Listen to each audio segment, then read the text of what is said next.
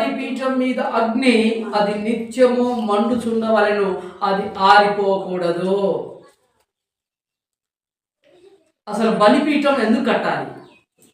బలిపీఠంకు ఉన్నటువంటి ప్రత్యేకత ఏంటి అంటే, మనుష్యుణ్ణి దేవుణ్ణి ఏకం చేసేది బలిపీఠం, సమాధానపరిచేది బలిపీఠం. ఆనాడు పాత నిబంధన పరిశుద్ధులు బలిపీఠముని కట్టారు.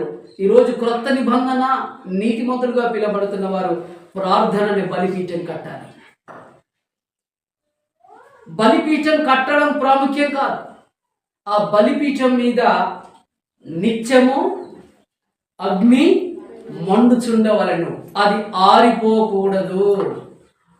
ఈరోజు చాలా మంది విశ్వాసుల యొక్క బలిపీఠాలు ఆరిపోయిన అనుభవంలో ఉన్నాయి. మంట లేదు.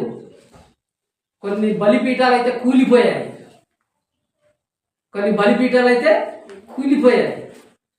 ఆనాడు యెహోవా దేవుడు ఇశ్రాయేలుకు ఏ రీతిగా అయితే అన్య జనాంగములు ఎరగనటువంటి దేవత బలిపీఠములను కట్టి దేవునికి విరుద్ధ కార్యాలు జరిగించిన దానిని బట్టి ఆ బలిపీఠాలు ఏ రీతిగా అయితే కూల్చివేయమని చెప్పాడు. ఈరోజు లోకముని వెంబడిస్తూ, లోకంలో ఉన్న వాటిని వెంబడిస్తూ పరిశుద్ధులుగా విశ్వాసులుగా పిలువబడుతున్న వారు వారి మాటలను బట్టి బలిపీఠాలను కూల్చుకున్నటువంటి వారిగా ఉన్నారు. వీరి యొక్క బలిపీఠము ఎవరు కూల్చారు అంటే అన్యులు వచ్చి కూల్చారు. అన్యుల యొక్క మాటలు కూల్చివేశారు, అన్యుల యొక్క ఆలోచనలు కూల్చివేశాయి. అందుకే అన్ని చూస్తున్నటువంటి దేవుడిగా ఉన్నాడు కనుక ఈరోజు అంటున్నాడు, బిడ్డా నీ బలిపీఠం నిత్యం మండుతున్నట్టుగా ఉందా? నువ్వు నిజంగా మండుతున్న బలిపీఠంగా ఉన్నావా? దేవుడు ఏర్పాటులో ఉంచినటువంటి ప్రత్యక్షత గుడారములో మొట్టమొదటిగా మందిర ఆవరణను అడుగు పెట్టుడుతోటే మనకు కనబడేది బలిపీఠం. ఆ బలిపీఠం యొక్క స్థానాన్ని మొదటిగా ఉంచాడు. ఎట్లుంచాడు? మొదటిగా ఉంచాడు. ఆ మొదటి స్థానాన్ని బలిపీఠంకి ఇచ్చాడు. అంటే ఒక విశ్వాసి యొక్క జీవితంలో మొదటి స్థానం ఏదై ఉండాలి? ప్రార్థనా జీవితమైనటువంటిదై ఉండాలి. ఏ విశ్వాసి అయితే ప్రార్థన చేసేవాడిగా ఉంటాడో, ఎలా చేయాలట? నిత్యము ప్రతిరోజు ప్రార్థన చేసే వ్యక్తివై ఉండాలి. పరిస్థితులను బట్టి ప్రార్థన చేయడం కాదు, అవసరతను బట్టి ప్రార్థన చేయడం కాదు, అక్రమాలను బట్టి ప్రార్థన చేయడం కాదు. నా దేవుడు ఏమంటున్నాడు?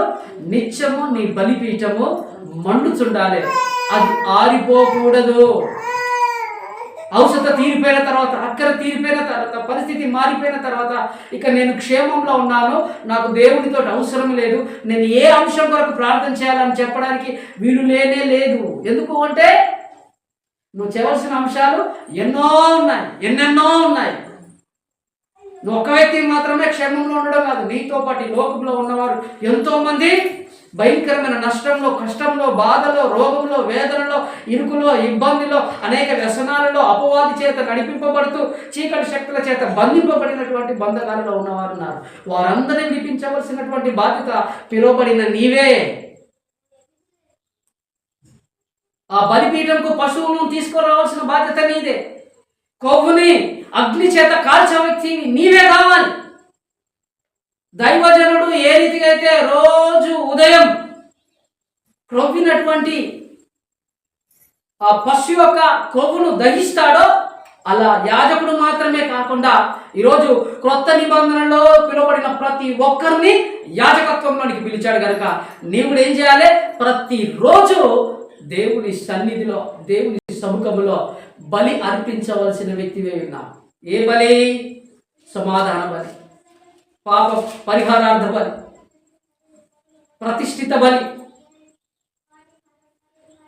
దేవుని సన్నిధిలో నువ్వు దేవునితో నిబంధనలో నిలవలసినటువంటి వ్యక్తివే ఉన్నావు కనుక నీ జీవితంలో కలిగే ప్రతి దాని విషయమై నువ్వు ఏం చేయాలి? బలిపీఠం మీద తీసుకొచ్చి బలి అర్పించవలసినటువంటి వ్యక్తివే ఉన్నావు. నువ్వు బైబిల్ గ్రంథాన్ని కనుక నువ్వు జాగ్రత్తగా పరిశీలన చేస్తే దాదాపుగా 30 బలిపీఠాలు కట్టారు నీతిమంతులు. పరిశుద్ధులని పిలువబడినటువంటి పాత నిబంధన భక్తులు, మాదిరికరమైన జీవితాన్ని అనుభవిస్తున్నటువంటి వారు దరిదాపుగా 30 బలిపీఠాలను కట్టినట్టుగా ఉన్నాయి లేఖనాలు. హల్లెలూయా. హల్లెలూయా. ప్రతిరోజు ఈ యొక్క అగ్ని మండుచుండాలి. ఈరోజు నిన్ను ప్రశ్న వేసుకో, నువ్వు నిత్యం మండే వ్యక్తివేనా? నిత్యం దేవుని ఆత్మ చేత, అభిషేకము చేత, దేవుని సన్నిధిలో నీ కొరకు, నీ కుటుంబం కొరకు, అనేకల కొరకు, సంఘం కొరకు ప్రార్థించే వ్యక్తిగా మండుచున్న అనుభవంలో ఉన్నావా? ప్రతిరోజు ఈ అర్పణ జరుగుతున్నదా? దేవుడు అంటున్నాడు, ఇది